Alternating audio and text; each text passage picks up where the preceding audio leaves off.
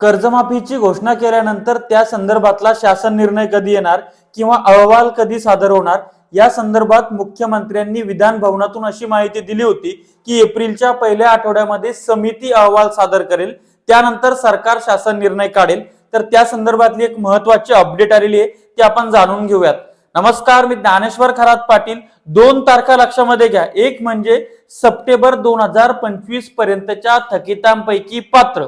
आता या संदर्भातली माहिती ही राज्य बँकर समितीकडे गेलेली आहे आणि राज्य बँकर समिती त्याचबरोबर देवेंद्र फडणवीस मुख्यमंत्री यांचे प्रमुख आर्थिक सल्लागार आणि मित्राचे चेअरमन प्रवीण परदेशी यांच्या अध्यक्षतेमध्ये जी काही 10-12 लोकांची समिती आहे, त्या समिती आणि राज्य बँकर समिती या दोघांनी मिळून तो एक अहवाल तयार होतो आहे। म्हणजेच राज्य बँकर समितीकडनं कर्जमाफी समिती शेतकऱ्यांच्या कर्जासंदर्भातली संपूर्ण माहिती कलेक्ट करते आहे, ती अंतिम टप्प्यामध्ये आलेली आहे।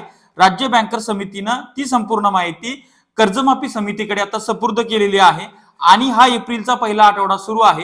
या आठवड्यामध्ये जवळपास याच आठवड्यामध्ये मुख्यमंत्र्यांकडे संपूर्ण अहवाल तो सादर केला जाईल।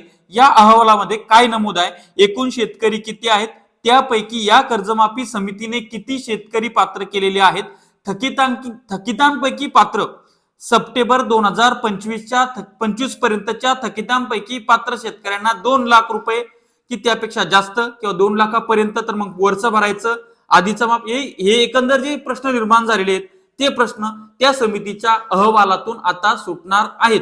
त्याचबरोबर दुसरी एक तारीख आहे 9 मार्च 2026 ला रेग्युलर शेतकऱ्यांच्या याद्या आहेत। आता त्याच्यामध्ये सुद्धा उपप्रश्न पडलेले आहेत की 9 मार्चला तुम्ही याद्या का मागवल्या, मग 9 मार्च ते 31 मार्च दरम्यान ते रेग्युलर म्हणजे थकीत रेग्युलर होतील, त्याचं काय? त्याचबरोबर मागच्या 5 वर्षाचं रेग्युलरचं रेकॉर्ड बघणार आहात का? मग मागच्या 5 वर्षाचं रेग्युलरचं रेकॉर्ड बघणार आहात तर मग मागच्या वर्षी ओटीएस करून आत्ताच त्या ठिकाणी तो रेग्युलर झालेला त्याचं काय होणार? हे जे असंख्य प्रश्न शेतकऱ्यांच्या मनामध्ये निर्माण झालेले आहेत या कर्जमाफीच्या तारखा समिती, राज्य बँकर समिती यांच्या माध्यमातून, तर या सगळ्या प्रश्नांची उत्तरं आता पुढच्या 7-8 दिवसामध्ये तुमच्या समोर त्या ठिकाणी येणार आहेत। अतिशय किचकट अशी, अतिशय कमीत कमी शेतकरी बसतील अशी, अतिशय म्हणजे शेतकऱ्यांना परेशान करणारी ही कर्जमाफी आपल्याला यांच्या सगळ्या जे पावलं पडतायत यावरनं दिसते आहे आणि ती लवकरच आपल्या समोर आता तो अहवाल सादर होईल। सर्वात महत्त्वाची अपडेट ही आहे की राज्य बँकर समितीने ही सगळी माहिती आता प्रवीण परदेशी यांच्या कर्जमाफी समितीकडे सुपूर्द केलेली आहे आणि पुढच्या 2-3 दिवसामध्ये किंवा आठवड्याभरामध्ये ती सगळी माहिती मुख्यमंत्र्यांकडे जाईल आणि मुख्यमंत्री पत्रकार परिषद घेतील किंवा शासन निर्णय काढून त्या संदर्भातली माहिती शेतकऱ्यांपर्यंत पोहोचवतील। या संदर्भात कृषी मंत्र्यांनी जी माहिती दिली ते असं म्हणतात की राज्यस्तरीय बँकर समितीने थकबाकीदार शेतकऱ्यांच्या संदर्भात अहवाल तयार केला आहे, यामुळे कर्जमाफीच्या निकषानुसार पात्र सर्व शेतकऱ्यांना कर्जमाफी मिळणार आहे। 30 जून पर्यंत सरकारने जाहीर केल्याप्रमाणे कर्जमाफी होईल अशी माहिती कृषी मंत्री दत्ता भरणे यांनी दिली आहे।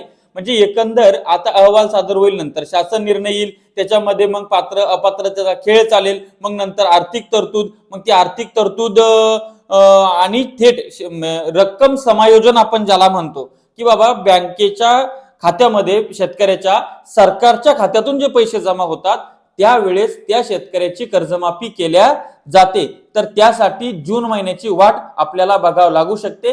एकंदर यांच्या सगळ्या हालचालीवरनं, यांच्या संत गतीनं चाललेल्या अभ्यासामुळे शेतकऱ्याला जून जुलै कर्जमाफीचा प्रत्यक्ष लाभ मिळण्यासाठी त्या ठिकाणी उजाडू शकतो। शेवटी जाताना एका वाक्यात सांगायचं झाल्यास एकंदर सर्व अभ्यास करून तो आता अंतिम टप्प्यात आलेला आहे आणि तो अभ्यास, तो अहवाल आता मुख्यमंत्र्यांकडे सादर केला जाईल आणि मुख्यमंत्री पुढची घोषणा करणार आहेत। ती पुढची घोषणा, त्या संदर्भातल्या किचकट बाबी अगदी सोप्या भाषेमध्ये आपण तुमच्यापर्यंत घेऊन येत आहोत। त्याचबरोबर कर्जमाफी संदर्भात तुम्हाला जे जे प्रश्न पडलेत ते कमेंट्स करा, त्या सर्व प्रश्नांची उत्तरं सोप्या भाषेत तुम्हाला समजेल अशा भाषेमध्ये आपण सांगूयात। त्याकरता हे चॅनल सबस्क्राईब करा, साईडला बेल आयकॉन दाबा, जेणेकरून प्रत्येक अपडेट सर्वात आधी तुम्हाला मिळेल। धन्यवाद।